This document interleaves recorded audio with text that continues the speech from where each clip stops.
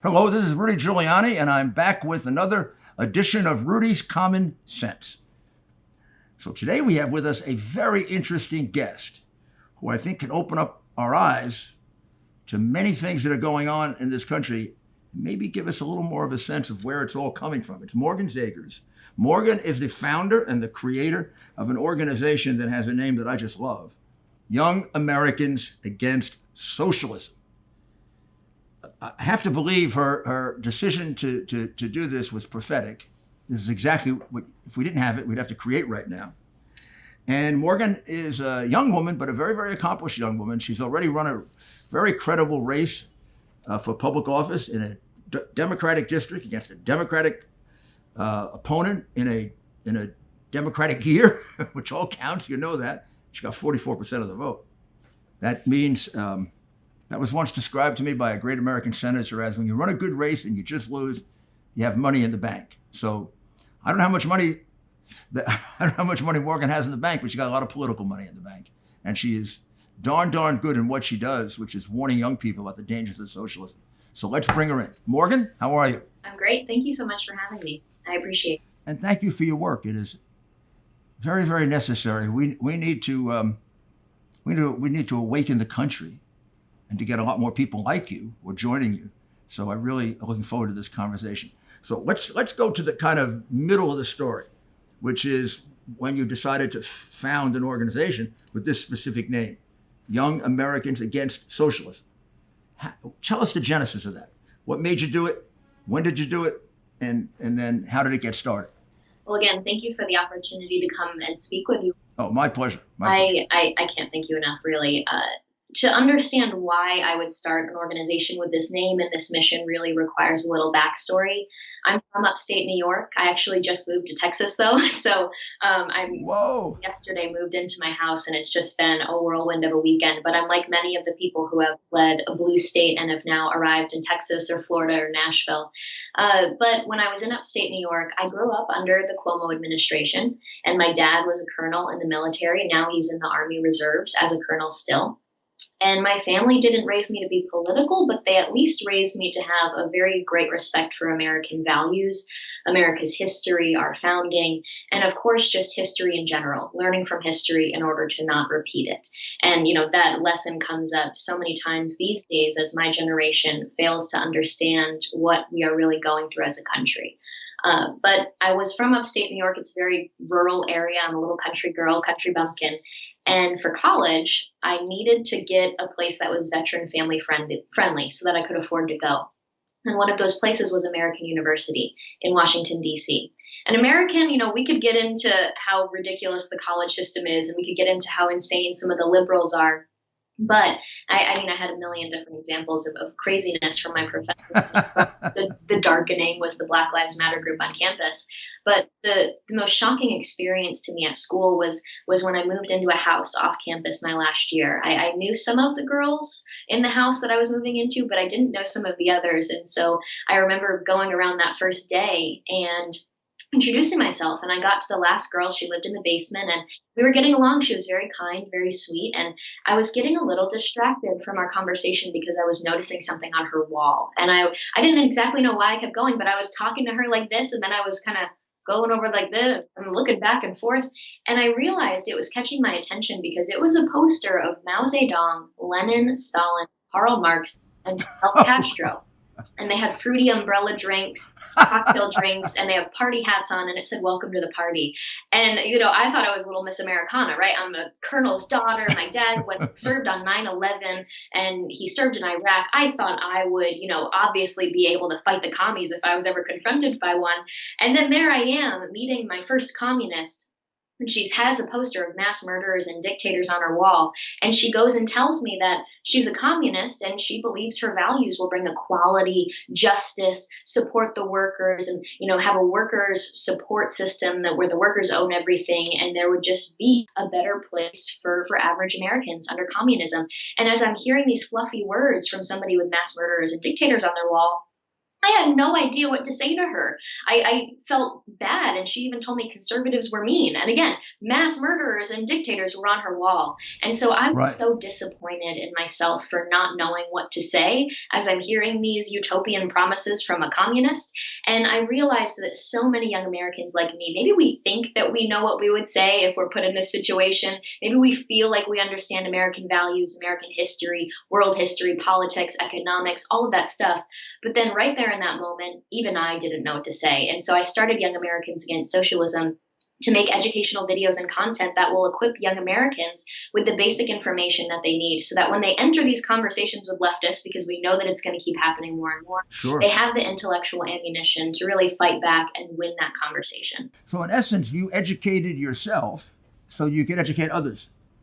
And if you could acquire the knowledge for yourself, which you did, you then want to pass it on to others. Absolutely. The numbers are a little crazy, and I'm actually quite optimistic about it. I don't know if you've seen them, but in 2019, Gallup said that 58% of young Americans would choose socialism over capitalism, and a Victims of Communism poll that they did with YouGov showed that 70% of young Americans would vote for a socialist. When you could you tell us young, what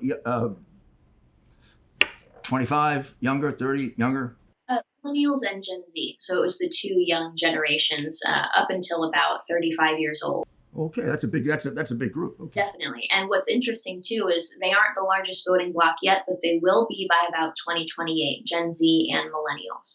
Now, what was interesting about these numbers is you have 70% of young Americans saying they want to seize the means of production, right? I highly doubt they've ever heard that term before. They cannot tell you what that means. And in reality, socialism is that economic step for communism because it's the government taking over the means of production, seizing the means of production of private business and private industry. So when I see these numbers, I think my generation cannot possibly want that. If they fully understood, they wouldn't want it. And what proves this even more is this really fascinating number that came with those same statistics. It said that 5 to 6% of my generation trusts the government. And so if only 5 to 6% trust the government, and then that same group of people, 70% said they would vote for a socialist, this is clearly an issue of great intentions. They want to help people, but they're incredibly naive and they're incredibly ignorant on basic issues of history, economics, policy. And it really just takes a greater awareness and understanding of the issues to save America's future. So 5%, 6% are trust the government. Yes. The government, of course, has to implement socialism, and the government becomes the dominant force in socialism. The individual disappears. Are they also largely middle class, upper middle class kids who have at least not been impoverished in their childhood, had things taken care of for them? Yes, that's definitely a great theory for why young Americans support socialism. Not only just an ignorance of information missing from the American classrooms, but it's also this concept that we've never lived in very hard times. You know, good times create weak men create hard times create strong men. And what we're facing right now is this incredibly prosperous time as a country. Of course, we have problems that we should fix. But in general, we're experiencing a great, prosperous era. And young Americans, first of all, we were born after the USSR fell. I was born in 1996. And so I didn't even see the USSR fall, let alone live through the Red Scare. And so we just personally cannot imagine it. And playing off of that, I have a new theory as well. The experience of COVID-19 was really the first time young Americans were ever actually impacted by socialism or communism, because of the start of COVID-19 coming from a communist regime. Now the founding of this virus is a little curious. Even Fauci is saying it. But most importantly, a regime of communism that relies on the suppression of truth and the disappearing of anybody who dares to speak out, like the doctors and reporters that originally reported on COVID-19 spreading from person to person. This all led to the tragedy that we faced and the many impacts that have been on young Americans. So I hope that young Americans can make that connection. We are suffering right now because a communist regime lied and suppressed the truth from the world. This would be a good time to take a short break. I accomplished a lot in 2020, exposing the truth, establishing the relationship with you, working tirelessly for America. And I came to know the work and value of the people at American Hartford Gold. You see, you buy gold not only for what you know, but you buy gold for what you don't know. American Hartford Gold is the company you can trust when it comes to buying gold. They sell physical gold and silver delivered right to your door or inside of your IRA. In the precious metals industry, they are the highest rated firm in our country with an A+ from the Better Business Bureau and thousands of satisfied clients. Give them a call and tell them Rudy sent you. And be sure to ask them what I bought. And if you call them right now, they will give you up to $1,500 of free silver on your first order. Folks, these are uncertain times. The one thing you can count on to protect what you have worked so hard for is physical gold and silver. So don't wait. Call them now. Call 833-GOLD-777. That's 833-GOLD-777. Or text Rudy to 65532. Again, that's 833-GOLD-777. Or text Rudy to 65532. Thank you for returning. Well, you're dealing with a very, very intelligent, very crafty, and extremely determined enemy. I mean, this plan for the world goes back to about 1848 when Marx first wrote Das Kapital. It really sort of came to life in the 1870s. It was used, the big breakthrough was the turning of Russia. And for a number of years, from the Second World War until Ronald Reagan, we were basically always worried about nuclear destruction of the world because of the United States and Russia involved in a Cold War. Anyone growing up in that era, when they heard words like Stalin, it should be Hitler. Stalin, Hitler, Hitler, Stalin, who knows who's worse. When they heard words like communism, you think of the Gulag Archipelago, the great book that was written by Solzhenitsyn, and about his being tortured in a Russian prison just because he wanted to write books.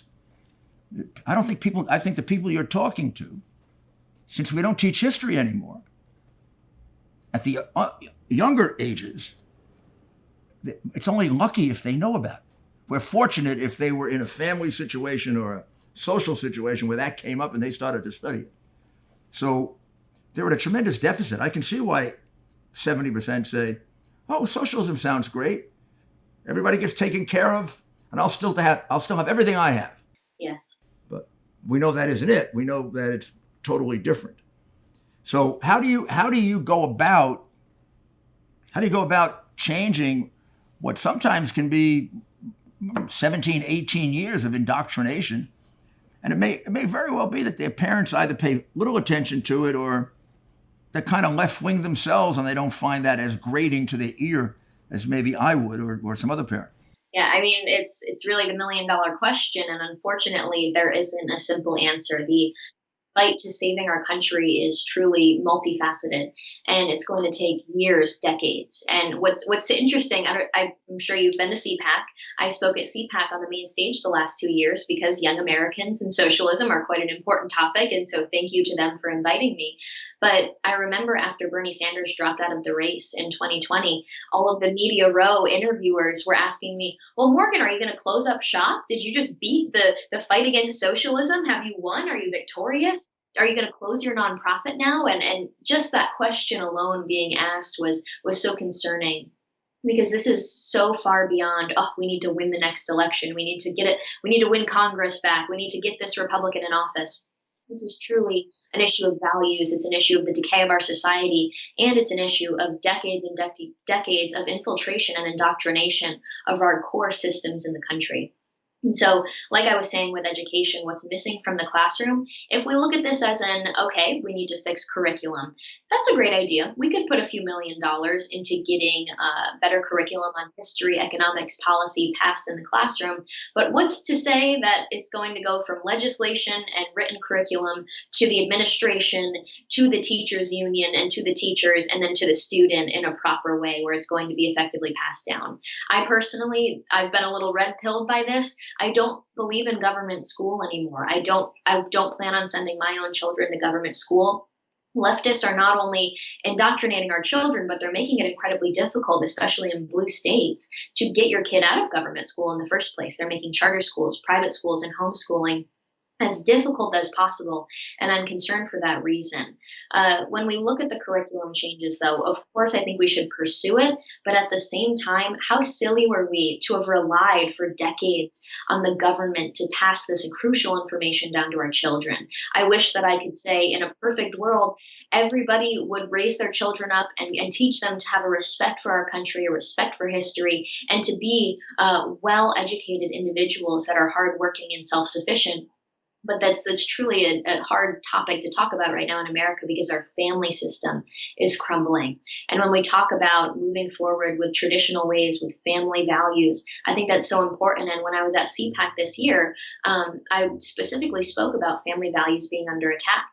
At the Socialist Party convention, they specifically mentioned in 2019 that they need to get rid of the family structure, the nuclear family in our country, because it creates a society of people that seek fulfillment not in children and family and love and religion and hard work, but instead through being a part of a movement, a part of a collective. And having that collective mindset makes it so much easier to push the socialist agenda onto us. And so the fact that they're saying we need to end the American nuclear family structure to be successful in our mission says so much. And while we do need to fix the school system, I hope that people can have a greater understanding of this really does start at the home.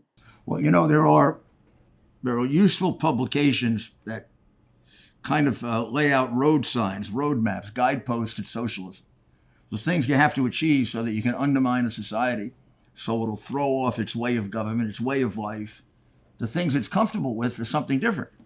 And the thing that amazes me is we've been going through this, probably aggressively for 20 years, and quietly, probably since the Cold War began. Even though we defeated Russia, got rid of the Soviet Union, and got rid of the Berlin Wall, we still had this enormously talented, crafty, amoral enemy in China, always their superiors, the Russians. We tended to emphasize Russia because they were more assertive, and we always feared them as going to war with us, but not China.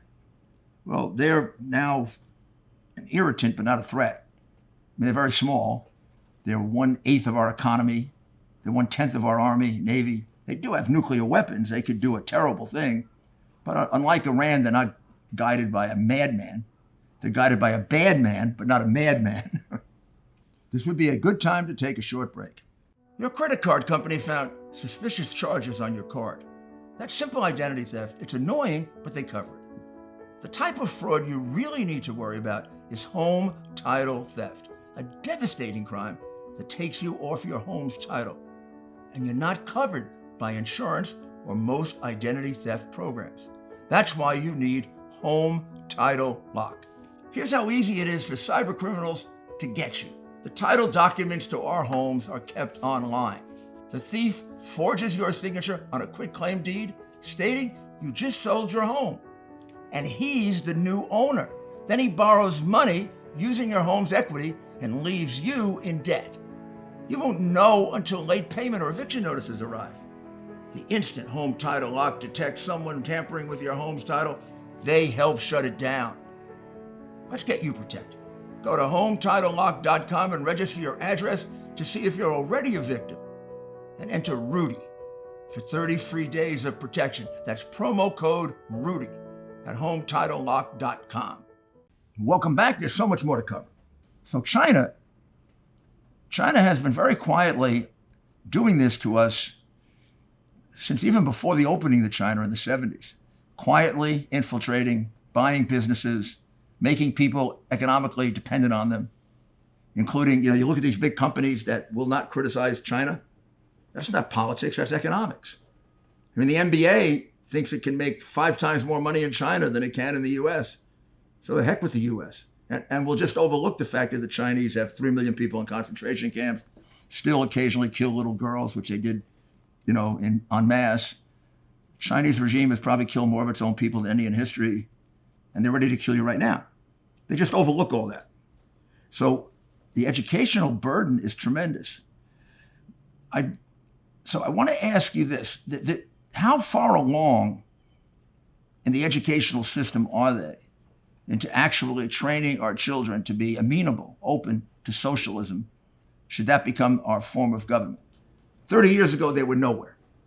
Most young Americans would look at socialism and maybe it had 12% support, even among them. Socialism was Russia, socialism was China, socialism was Cuba, socialism was someplace you went and got poor. Now it's the opposite. How far along are they in changing our school system so that it's a place? I noticed a tweet you put out. I was going to mention at the beginning. This is one of the great tweets, Morgan. I think you should keep this one in your office. You should make a plaque and keep this one in your office. But you answer that first, and I'm going to tell you why I think this tweet is so great. Okay. Well, you asked about, what is our progress on this? And I wouldn't necessarily say progress, but the timeline of what we're looking at is not good. And not only in the education system, but I tend to estimate that we are about 70 to 85% of the way fully indoctrinated and in our country, because there is the checklist of what must happen for a leftist takeover to take place. And unfortunately, everybody's just so complacently ignorant in our country that they see socialism as a little problem. They see the left as a little nuisance, but they don't understand how deep this goes. When we look specifically at the education system, when I launched this organization back in 2019, people called me a McCarthyite. I mean, they made fun of me for thinking that socialism was a real problem. They thought I was, exaggerating the issue and just trying to monopolize and make money off of it, or whatever excuse they had for why this wasn't a serious issue. And now look at what we're facing. It's not just socialism, but it's an embrace of totalitarianism, authoritarianism, and straight up communism in the end. The education system, when I was first starting this organization, I talked about how it's not necessarily direct and aggressive indoctrination or education. It's more so what was missing from the classroom. And so we learned barely anything about communist China and its history. When we learned about the one-child policy, we were told that it was overpopulated. And so the government had to make a solution. That's all we learned. We learned barely anything about the Tiananmen Square massacre. But most importantly, what was missing out, and the key connection there, is that yes, we did learn about the dictatorships of the 20th century, but that's all we learned about them, that they were dictatorships. They were bad people that were in office and hurt others. We did not learn that every single one of these terrible men came to power by promising the same things American leftists are promising us now: unity, progress, justice for the working class, and so on and so forth. It is a repeated pattern of messaging and utopian promises. We did not make that connection. And so now when we hear those same promises from American leftists, no red flags go off in our head, because why would we be worried? We've never heard of these things before. We've never heard these false promises. Now, though, now we're talking about critical race theory, the rewriting of history, the 1619 Project. I can't stress this enough. It has gone from just leaving out important information that would have helped us connect the dots to now straight up aggressive indoctrination in the classroom. As of June 2020, 4,500 schools in America taught the 1619 Project and critical race theory. And that not only, does the anti-racism training that they claim it does, but it teaches young Americans that America wasn't founded in 1776 to seek freedom from a colonialist monarchy. Instead, it's saying that we wanted to keep slavery here, and the only way to do that was to separate from England. And so teaching young Americans in 4,500 schools across the country that America was founded to preserve slavery is quite a change up from what our core founding principles were. And when you teach people that, of course, they're not going to have as much respect or admiration for the reasons why we were founded or our founders. They are rewriting history. Here's where we need to pay attention moving forward, though. Young people ask what they can do. Parents specifically, when I get off stage from speeches, ask what they can do. If you need to, I would say if you need to do something intense, run for school board, or at least monitor the school board, monitor the curriculum in your local school district, and especially pay attention to the assignments that your students are getting. Get your kid out of government school if you can. The problem that we're facing over the next 10 years or so, I would say, is that in 2020, Black Lives Matter fundraised about $90 million. And I always monitor the founders of Black Lives Matter. I always ask them what they are, or I always look into what they're saying these days. And Patrice, one of the founders, she is the same one who has the $1 million worth of homes across the country. She's the same one who said she's a trained Marxist. And she's the same one who said it was an honor to have her book compared to Mao's Little Red Book. I digress. But the problem is that she said in an interview that they received all this money in 2020. And right now, they're only known for, rioting in the streets when there's an issue with cops, when there's an issue for the police, and they're known for being angsty. But what she wants to do now is grow the organization, grow the foundation to be worthy of $90 million that they got, and then use it to actually seek structural change. And I would say it's going to start with the education system. At a local level, they will continue to push with this $90 million, a system that lobbies for critical race theory and the rewriting of American history across schools in the country. And that is really a huge focus that conservatives need to be prepared for to fight back against. Well, you covered a lot there, so let's just go back over it a minute so people get it, okay? Patrice Cullors is one of the three founders of Black Lives Matter. And she is, by her own words, a dedicated Marxist, a trained Marxist. She's very, very proud of it. She describes how well-trained she was to be a Marxist. And then the other two, one is also a Marxist, and the third one pretty close. So basically, when you look at the Black Lives Matter movement, it really is not a movement about police brutality. When you read all their principles, there's almost nothing there about police brutality. There are things there about black equality, or black equity, rather. They leave out the word equality. They talk about equity. They want the result to be the same. But it's really more an economic and gender-driven organization. If you read their material, 10% about race and 90% about economics and gender. And I don't understand how American corporations donate millions to them. And in their very documents you can find online, they talk about destroying the nuclear family, repatriating your house if they want it, no police. They're going to pick their own police. They're going to set up their own police. The fact that they are closely aligned with the Black Panther Party.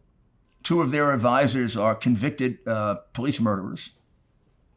When they go into when they go into the street and have their peaceful protests, they never fail to ask people to kill cops. Put pigs in a blanket, fry them like bacon. A police officer hears that. He says, "You're talking about me." And very often, a couple days later, cops are attacked. Major League Baseball, the NBA, the NFL, they have Black Lives Matter posters in their ballparks. And they are a thoroughly violent organization. Every peaceful protest of theirs leads to violence. As a mayor, if they come to your town and ask for a permit for a peaceful protest, I will guarantee you it will turn violent. But the American, let's call it the American cabal, the American combination of the Democrat Party, big tech, big media, leaves all that out. They never tell you what the founding documents say. They never tell you that they hate white people. And the Black Lives Matter movement, when you combine it with critical race theory, 1619 Project, the message is simple. America's evil. We're an evil country. And white men are in particular evil. And there's no hope. I mean, I've had discussions with them and I say, I'm very comfortable that I'm not racist. They say, well, you just don't know. Well, of course, how do you argue that? You just don't know.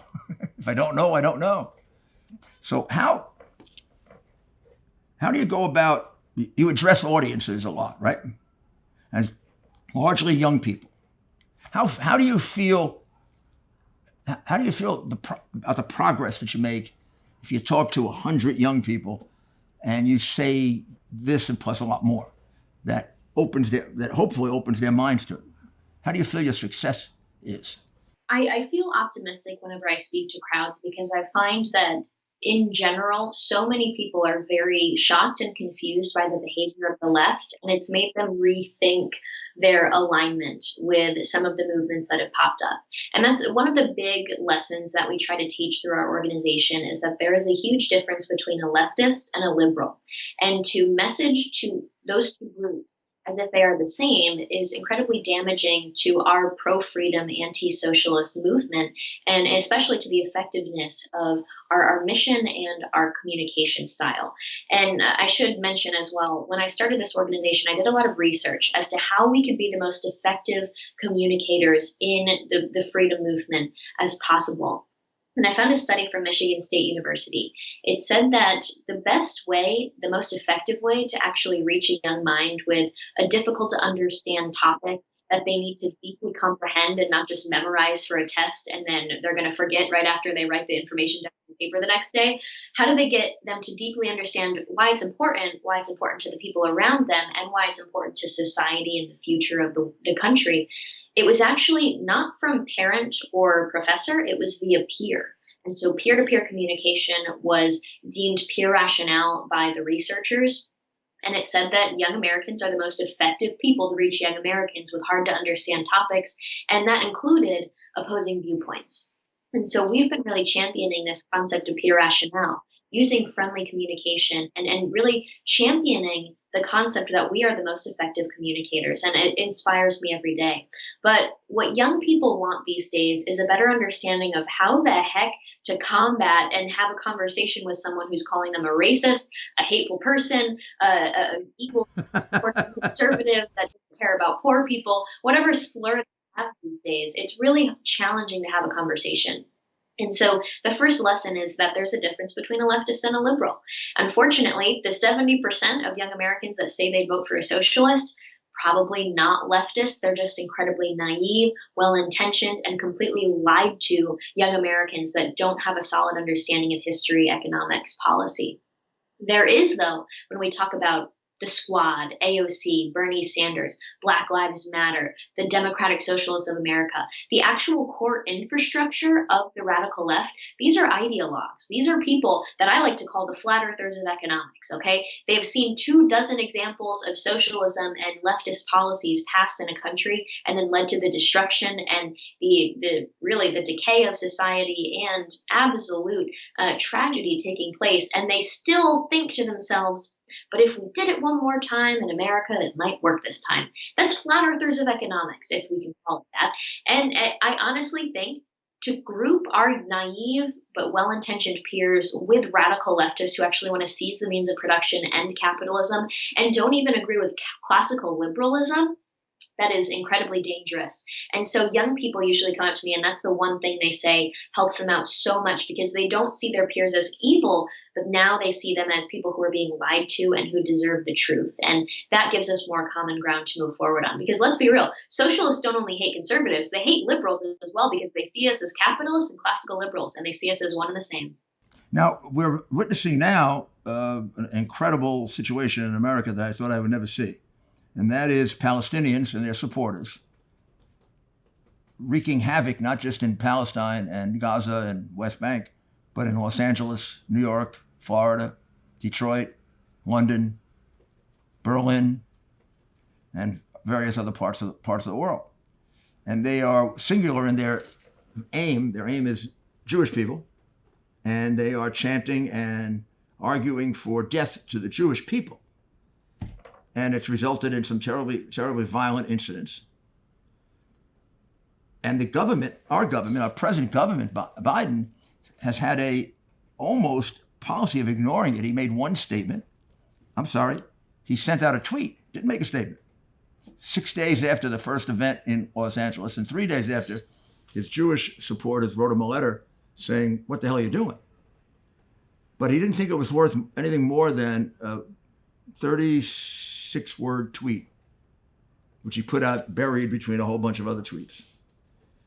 Now that is, if our government doesn't recognize the danger to America, when anti-Semitic attacks break out in our major cities all at once, and then they're copied by ones in Europe, that's a very, very dangerous road we're going down. And you can go too far down that road and not be able to come back. And And some of these, they have gone too far down the road. The education system is now much worse than you described 4 or 5 years ago. The battles over 1619 and critical race theory and Black Lives Matter have rendered them really training grounds. So Black Lives Matter doesn't want fathers around. They don't like fathers, which of course is insane given the situation in the poorer areas of the United States. And the statistics for a child born and brought up by a single parent and one with two parents. The one with two parents is about 40% more likely to graduate from college, earn over $200,000 a year. I mean, every statistic is in their favor. But they want the father gone, and they want the mother to give up the child at 2 to the state school. And we're supporting them. We're not engaging them the way we should. So doesn't this ultimately have to resolve itself in a political solution? I mean, these people that you're recruiting, what they really have to do, I mean, they got to vote this administration out of office if they want to stop the march towards socialism. Definitely. Well, the elections that are upcoming are incredibly important, of course. And I would say that Biden's silence and his lack of action on this is a subtle endorsement. And it also reminds me of what happened in June 2020. I mean, I'm 5 feet tall. I'm 100 pounds. I was so nervous all last summer that I was going to be driving in my car and drive up to one of those intersections where Black Lives Matter was stopping traffic and then smashing the windows. Oh, it still could happen. Yeah, it still could happen any day. And I even saw it in Texas. I mean, people say it's never going to happen in Texas, but there's footage of it happening in Texas just last month. And what we're seeing here is that this isn't just a little chaos. This is organized and intentional violence. And part of the work that we do at Young Americans Against Socialism, it's actually the favorite thing that we do, is we interview survivors from socialist countries, because we bring in that peer-to-peer communication element and we have them tell their stories and paint a very vivid picture of what it's like. And when we also discuss this checklist that must occur in a country and in order for a leftist takeover to occur, part of that is the disintegration of rule of law, the elimination of the natural police force, and the elimination of a fair system of justice. And with that comes the socialist uprisings police force. Yeah, and so they say that in America, the left is, wanting to abolish the police, but they will have their own police force. And it's right now the mob that's running through the streets. In Venezuela, you had the Chavistas, the Colectivos, and those were basically the grassroots terrorists in Venezuela as the left was rising to power. And they would terrorize local communities and neighborhoods and rally and mob and loot. And then once the left was actually in political power, they were started to be given official police force power, and they were becoming the paid police force of the left. And so when we see the organization of the looting and the rioting that is really provoked by Antifa and Black Lives Matter, I'm concerned. But I also want to call your attention to something. There's a growing trend of Black Lives Matter. As soon as there isn't something for them to be able to rally about and, cause reasoning for why they're out in the streets, they have to seek out or create chaos.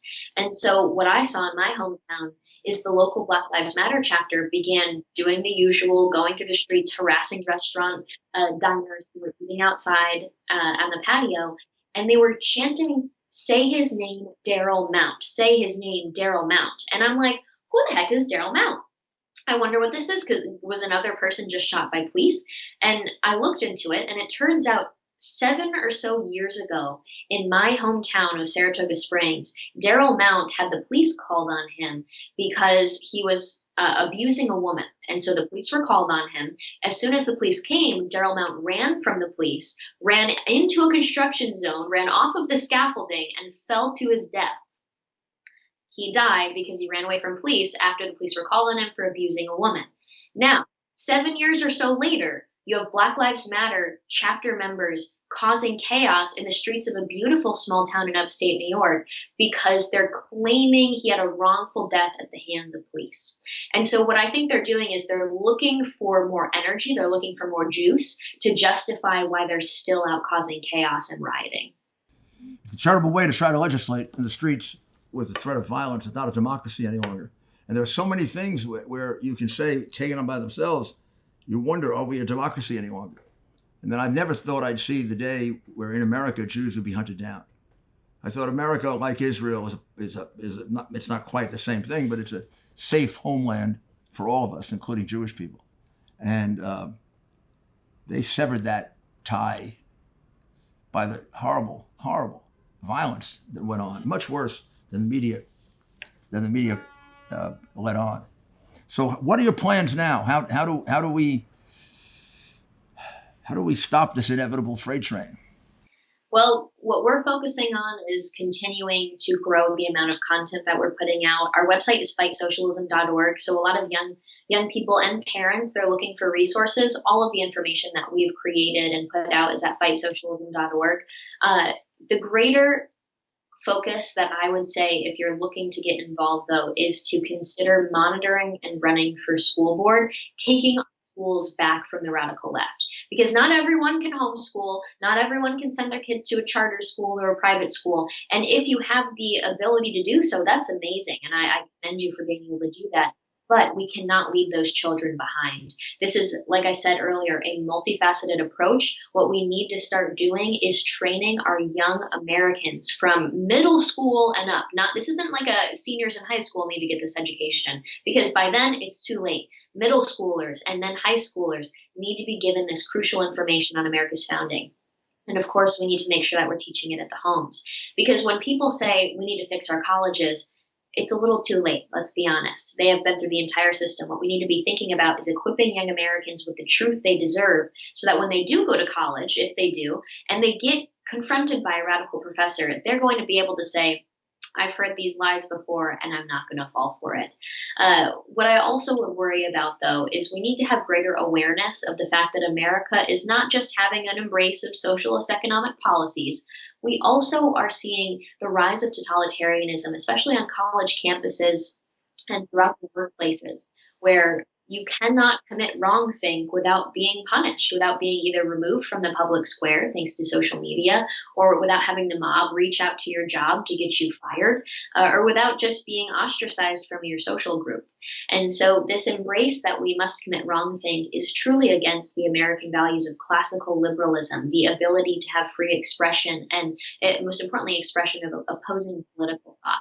We also need to monitor the politicalization of our agencies and our military. That is a huge, huge step that is taken in every leftist takeover. And when we see these very weirdly political ads from the military, the political behavior, and most recently, the firing of a soldier who spoke out about experiencing Marxism in the military. He was accused of politicizing the issue by speaking out about it, but I would say the issue is that there was politicalization of the military in the first place, and he was blowing the whistle on this information. And so when you look across different spectrums, it's not just an issue of the education system. It's the politicalization of our military. It's the totalitarianism of our media and of big tech. And it goes across the board. And so a greater awareness of these issues is most important. And I hope young Americans and older Americans can see these dangerous trends and start to pay more attention and stand up against what we're witnessing. Well, how do people reach you, Morgan? How would they reach you, either to talk to you or get you to come and give a talk or organize a program for them, or just to find out more about you? Thank you so much. Like I mentioned earlier, our website is fightsocialism.org. That's easy to remember, fightsocialism.org. Yes, and so that's where you can contact us. We have internships. We have a ton of young people. And we are also, I'm excited to say this, because we just want to amp up how much content we're making that teaches young Americans. We're going to be doing live weekly content, and we're pretty excited about it. We have a whole studio in Texas. Are you doing it now? Are you doing that now? Yeah, we're starting in 2 weeks. Oh, wonderful. Any all day, one particular day, or? It's going to be at night, and we'll have more details announced soon. But again, it's all every social platform. We are on fightsocialism.org.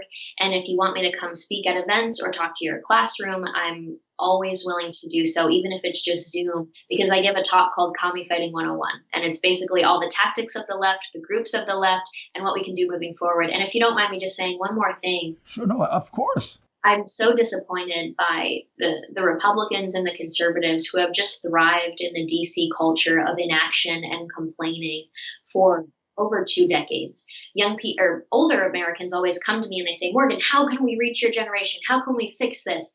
And I just kind of want to say, well, you've been in politics for 2 decades. Explain why we haven't fixed the college system. Explain why we have no solutions in healthcare. Explain why we still fail to message how we would actually be more beneficial to the environment than the radical left.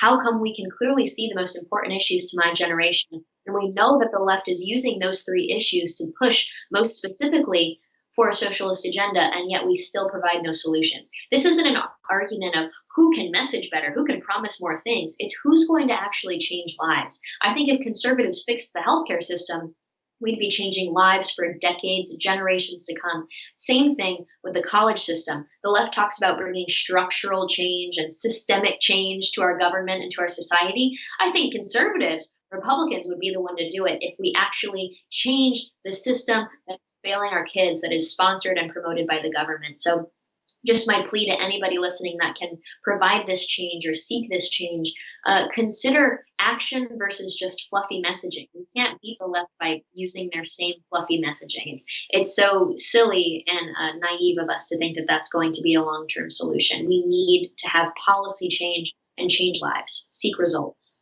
We'll just pause for a few moments. I've been sleeping on my pillows for some time. I love them. They're simply the very best pillows ever made.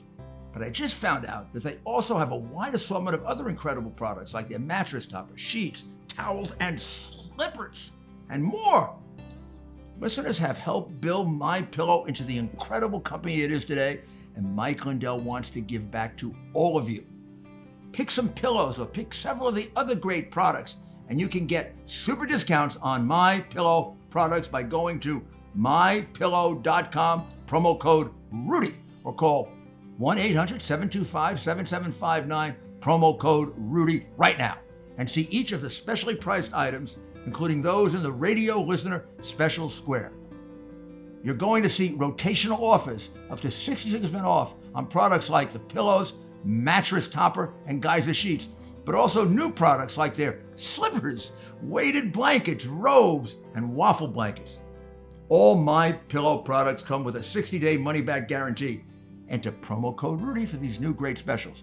That's mypillow.com, promo code Rudy. Thank you for returning. Well, no one accused you, Morgan, of fluffy messages. I have your tweet here that I wanted to read.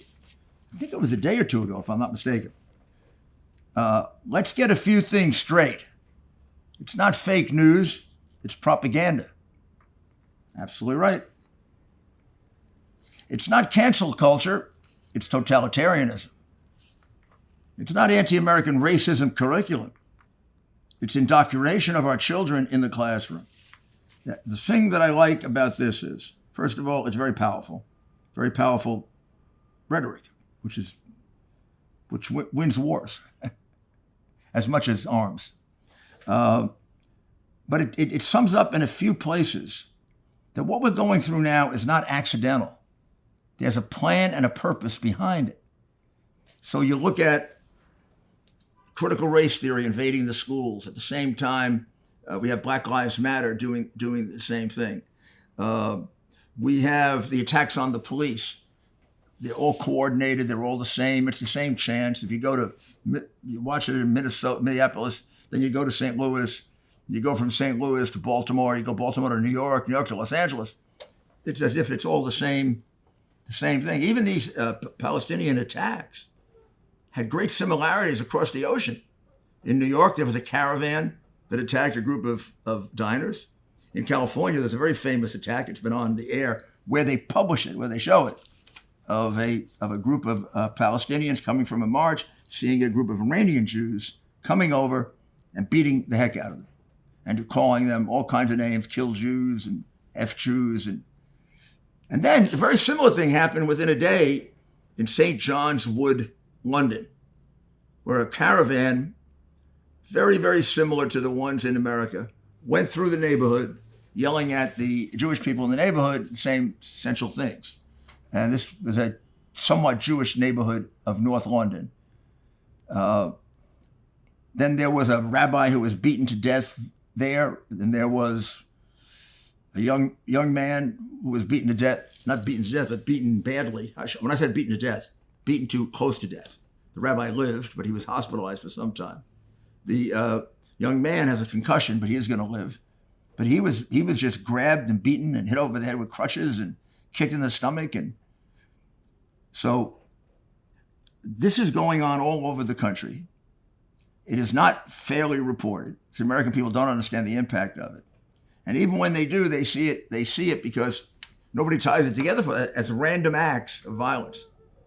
But they're undermining our school system. They're undermining our electoral system. HR1 is a complete desecration of our election system. They're moving us toward a one-party state, which is the essence of socialism and communism.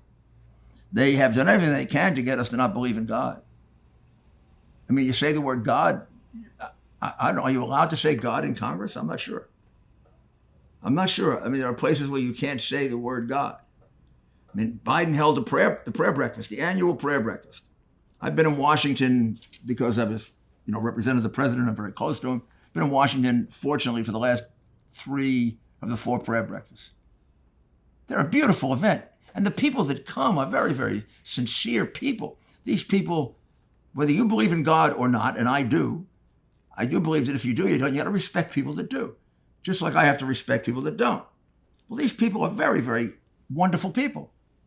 He held the prayer breakfast without mentioning God. I don't know who he's praying to. I would like, he doesn't you don't get to ask him questions, but I'd like to ask him, Joe, who are you praying? If you're not praying to God, but it's a prayer breakfast, who are we praying to? Stalin? Marx? They're the ones who didn't want religion, opiate of the people. The health system, we know what they want to do with that. So, but the impression to this day is everything I'm talking about is a separate thing. Healthcare was the Obamacare, one big battle, a different battle. The battle over taxes. You get taxes up to 60% on an American. We're pretty close to redistribution of wealth. We just reached Marx's, or 60% on our way to the government controlling your money. Now it's controlling 60% of your money. And then 70, and then 80, and then 90, and then 100. And then we'll enter nirvana, which is from each according to his ability, to each according to his means, which is the core of communism and socialism. And that's why it breaks down. Because if I'm going to work 40 hours a week, or 50 or 60, and you're going to work 20, I'm not going to be happy in a situation where you get the same as I get, or vice versa. And that's just human nature. But I think the big task is to convince not just the young people, the American people, this is a coordinated effort that's going on. It's not disconnected. What they're doing in education is the same thing they're doing to police. And when they get an opportunity with the economy, they're doing the same thing there. And when they get an opportunity in social groups, they're doing the same thing there. The cancel culture is no different than Orwell's depersonalization. And they all got it from Marx. But so few people see the connection. That's why you're very valuable. Thank you. And I do want to add to this list, I almost forgot to bring this up. What's even more concerning is you have groups like the Justice Democrats, right? We think that everything's just Republican versus Democrat, but in reality, this organization and this intentional infrastructure to take over America, they have an arm that's attacking Democratic seats to replace establishment Democrats with socialist Democrats. And so that's what the Justice Democrats is doing. They're trying to replace the way that AOC replaced Joe Crowley. And so with that, they're trying to grow the Progressive Caucus. And when we talk about these massive changes to our country, throughout history, especially in countries like Venezuela, where they were democratically elected, the socialists were democratically elected. And as soon as they were in power, that's when they started to change the infrastructure and change the constitution, change the protective measures that are usually there to protect the country from radical change. So we have the Progressive Caucus in America, including everything that they're doing right now to our country. They're also advocating for getting rid of the Electoral College. Oh, yeah. We have so much more to cover. You got to come back. But it is so obvious they want to change the fundamental form of government that we have. The Supreme Court will become another legislature with democratic control. One-party system, socialism. No God, socialism. School training the children, not the parents. Many, many school districts in America, the parents are, we don't listen to parents. They don't know anything. They're teaching their children. They're teaching their children about, gender identity at 5 years old, 6 years old. Some poor child. I mean, it's almost a child harassment or child abuse. I've had a great deal of experience with the teachers union. And the president of the teachers union now nationally was the president of the union in New York. So I negotiated bitter contracts with her. And I think she would tell you she never got anything out of me. Because I wouldn't give her any money. I wouldn't give her any real money. I had to give her the money I had to give her, but I wouldn't give her any real money because I tried to make a deal with her. I said, let me pay the good teachers a lot. Let me pay the average teachers average, and let me pick out a couple of bad teachers, and I'll either fire them or pay them less. That was the Jack Welch era, where Jack's theory on running a major corporation, which made GE like the star of the stock market, was every year you get rid of the bottom 10%. You look, and no matter what your organization did, if that subdivision made a lot of money, you still went there, you got rid of the bottom 10%. So that everybody was working hard to stay out of that bottom 10%. I said, let me come in there, and I tell you what, you let me get rid of the bottom 10%, and then we'll have 3 grades of raises. Our super teachers that we can't lose, our average teachers that we really want, and the other teachers, we'll pay them very little if we can't get ready to fire them yet to discourage them. Because that's what every business does. That's what a baseball team does or a football team does that wants to improve. No statistics. Therefore, the worst ones can operate below the radar. And their interest in children is nowhere on their agenda. None. It's not on their agenda. It's not on the politicians' agenda. If it were on the agenda in poor cities, everybody there would be in favor of vouchers and choice and charter schools and alternative schools. But the reason they're not is the teachers union will annihilate them. Basically, politically murder them. The democratic fear of the political union, the teachers union, is probably one of the worst cowardices ever expressed in American history. Well, speaking of the teachers unions, it's one of the strongest political arms in the country. And I mentioned earlier, I do a lot of research on leftist groups. There's the Democratic Socialists of America. They claim that they want to end private business and industry and make it worker-owned in America's future. Great idea. But they have an initiative called Why Socialists Should Become Teachers. And part of it was, of course, to indoctrinate our students. But the other part is to encourage people of their political mindset to have a seat at the table of teachers unions, because it's the most political arm, or one of the strongest political arms in the country. And so when we saw the teachers trying to say that they weren't going to go back to work until they had all these random policy proposals approved, especially in places like California, it's no surprise to see that when you understand that the left sees it and the teachers union as a way to get other political gains in the country.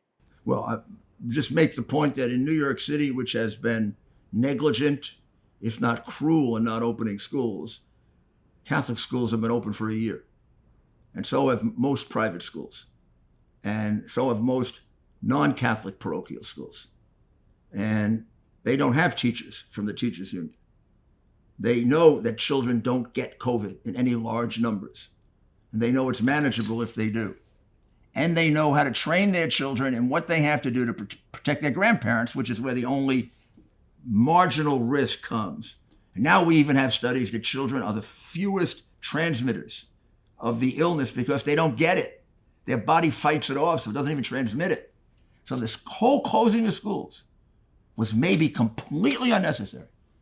And look at the damage we did. We've tripled the number of kids in depression. We've doubled the number of kids that commit suicide. You can't tell me that doesn't happen because we lock them in a house. And kids are rambunctious. I mean, they should be. They're supposed to socialize. Well, we got so much more to talk about. I really have to wish you very, very well. What you're doing is, you're doing one of the core missions we need right now to save our country.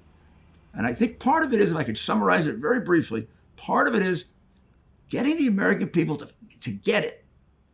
They got to see what's going on. This is not just a president who appears to be mentally demented and can't talk and it's kind of a joke. And because of that, they're either going around him or he agrees with it.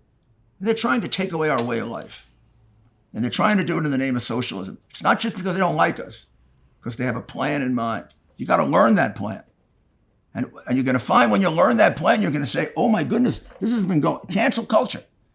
The minute you read Orwell and you see depersonalization, which he wrote in 1984, you say, oh gee, I see where cancel culture came from.